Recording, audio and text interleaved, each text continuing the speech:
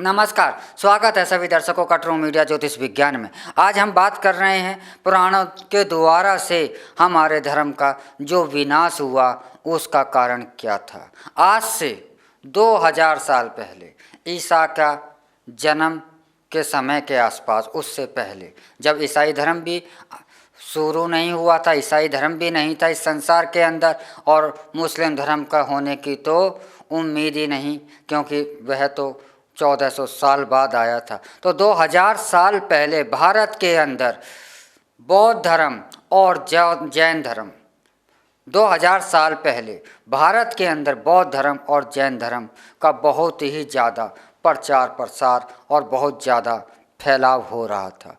उस फैलाव का एक मुख्य कारण था, मुख्य कारण यह था कि इन दोनों ही धर्मों के अंदर बहुत ज़्यादा गपोले अर्थात अतार्किक बातें का कहानियाँ, कथाएँ, मनगढ़ंत कथाएँ बहुत ही ज़्यादा भरमार होने लगी।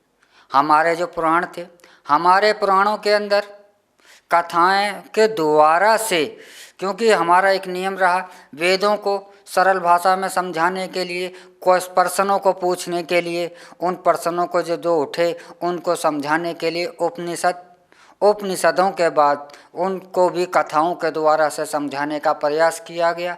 जीवन के गूढ़ रहस्यों को, गूढ़ नियमों को कथाओं के द्वारा से समझाने का प्रयास किया गया। लेकिन जैन और बौद्ध धर्म के अंदर जब गपोलों की भरमार होने लगी तो उस काल में हमारे जो साहित्यकार थे, जो दार्शनिक थे, जो धर्म को गद्दी पर बैठे हुए थे, उन्होंने भी जैन और बौद्धों को टक्कर देने के लिए अपने पुराणों के अंदर गपोलों को, कथाओं को, गपोली कथाओं को भरना शुरू कर दिया।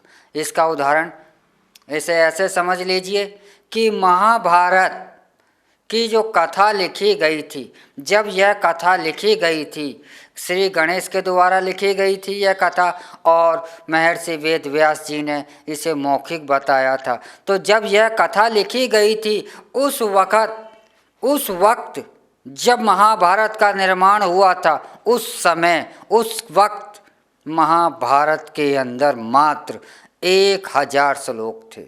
लेकिन आज उसी महाभारत के अंदर 3500 के लगभग श्लोक हैं।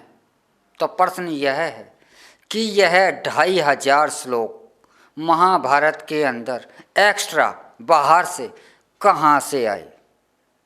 जाहिर है कि यह कथाएं बाद में जुड़ती चली गईं, क्योंकि जब महर्षि वेद व्यास और गणेश जी ने जो कथा लिखी थी उस पुस्तक का नाम भी महाभारत नहीं था। उस समय इसे भारत कहा गया था। लेकिन जब इसमें ये 2500 बाद में 2000 साल पहले, आज से ईसा के जन्म के से कुछ समय पहले, यह 2500 जो श्लोक बाद में जुड़ते चले गए और आज 3500 श्लोक हो गए, और भारत जो ग्रंथ था वह महाभारत में तब्दील हो गया।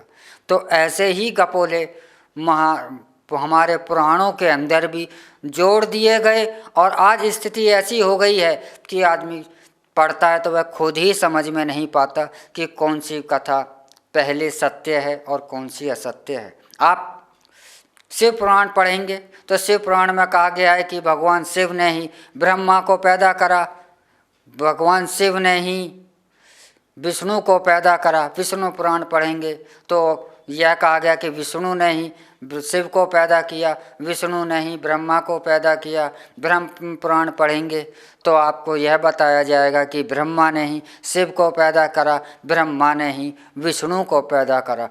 तो कथाओं को पढ़ने वाला, पुराणों को पढ़ने वाला इसी कंफ्यूज में हो जाता है कि सत्य क्या है। यह हमारे पुराणों में जो गपोले भरे गए, जो हमारे पुराण में कुछ कथाएं थीं, छोटी थीं, जो आज एक विशाल वृद्ध होती चली गईं, बहुत ज़्यादा बड़ी होती चली गईं। इन कथाओं ने, इन किस्से कथाओं ने हमारे सनातन धर्म का विनाश कर दिया। हमारे सनातन धर्म को आज कथाओं के दौर का ही बता दिया। हमारे इन कथाओं ने हमारे सनातन धर्म के अंदर सिर्फ एक ही सवाल पैदा कर दिया कि इन धर्म के पास इनके पास कुछ है ही नहीं, सिवाय इनसे कोई भी प्रश्न पूछो, कोई भी नियम के बारे में पूछो तो ये सिर्फ एक कथा सुना देते हैं। इनके पास कोई भी नहीं है, कुछ भी नहीं है। और इसका नतीजा ये निकला कि जो हमारे वेद थे, जो हमारे धर्म ग्रंथ थे, जिन वेदों के अनुसार हम सनातन धर्म के लोग नियमों का पालन करते हैं, उनके अनुसार चलते हैं, वह तो छुपा दिए गए और यह धर्म जो है सिर्फ कथाओं पर ही चलना शुरू हो गया। आज आप किसी भी विषय में पूछिए, हर विषय की आप कथा है, हर विषय पे आपको कथाएं सुनाई जा रही हैं। उन कथाओं में कितनी सत्यता है, कितनी तार्किकता है, कितनी वैज्ञानिकता है, इस बात से कोई मतलब नहीं है। तो जो सनातन धर्म के लोग थे वह कन्फ्यूज हो गए, उन्हें खुद भी समझ में नहीं आया और आपस में मतभेद होना शुरू हो गए। तो ये बात किस्सा घटना यहीं नहीं रुकी।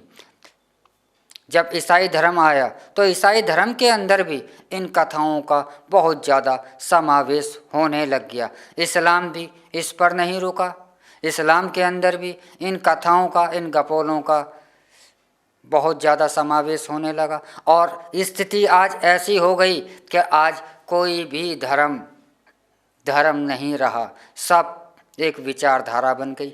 आज धर्म क्या है? धर्म कुछ नहीं है। हर एक व्यक्ति के अपना अपना धर्म है। हर एक व्यक्ति जो भी थोड़ा सा फेमस होता है उसका ही अपना नियम बना लेता है, अपने धर्म बना लेता है। हर एक की विचारधारा अलग हो गई है। आज हम एक धर्म के ना होकर अलग अलग श्रेणियों में बढ़ते चले गए हैं। आज हर धर्म के अंदर यही हो रहा है। वह 2 फाड़, 2 से 4 फाड़, 4 से 8 फाड़, इस तरीके से एक विशाल समूह होने के बावजूद छोटे छोटे तंबुओं में बढ़ता चला जा रहा है। तो पुराणों के द्वारा से गपोले भरकर, कुछ कथाएं भरकर हमारे धर्म का बहुत ज़्यादा हानि पहुंचाई है और पुराणों के द्वारा भी हमारे धर्म का सर्वनाश करने का बहुत बड़ा कारण रहा। कुछ कथाएं जो पुराण थे, उन पुराणों का अस्तित्व, उन पुराणों का महत्व, उन पुराणों के द्वारा से दी गई शिक्षाएं आज इस तरीके से मिल गईं, उनका भी आज पता नहीं चलता है।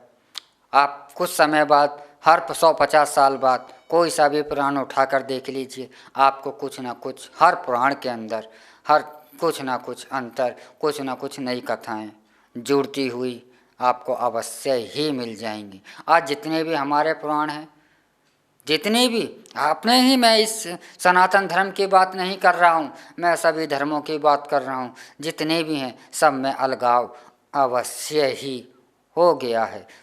तो हमारे धर्म को नाश करने के लिए हम बाहरी व्यक्तियों का तो उदाहरण देते ही देते हैं, लेकिन जो हमारे घर के अंदर जो हमारे सनातन धर्म को मानने वाले लोग थे, इन्होंने भी इस धर्म को नष्ट करने में कोई कमी नहीं छोड़ी। आज हमें आवश्यकता है तो पुनः यह आवश्यकता है कि जो हमारे वेदों के कुछ जो अंश बचे रह गए हैं, वेद तो हमारे पूर्णतः नष्ट हो चुके हैं, कुछ अंश है 30-40% जो हिस्सा हमारे पास वेदों का बचा है, उन्हीं को हम पुनः संग्रहित कर और पुनः एक बार फिर से वेदों को प्रचलन में लाया जाए और वेदों के अनुसार चला जाए, तो वह दिन दूर नहीं है कि हम सनातन धर्म के लोग पूरे विश्व पर एक बार फिर विश्व विजय का डंका न फहरा दें।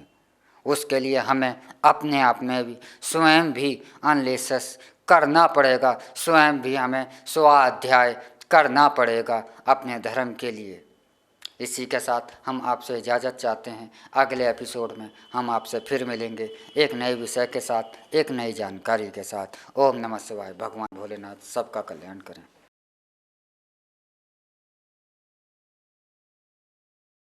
अगर आप ये वीडियो YouTube पर देख रहे हैं तो हमारे चैनल को सब्सक्राइब करें और बेल आइकन को दबाना ना भूलें। अगर आप Facebook पर ये वीडियो देख रहे हैं तो हमारे पेज को लाइक करें।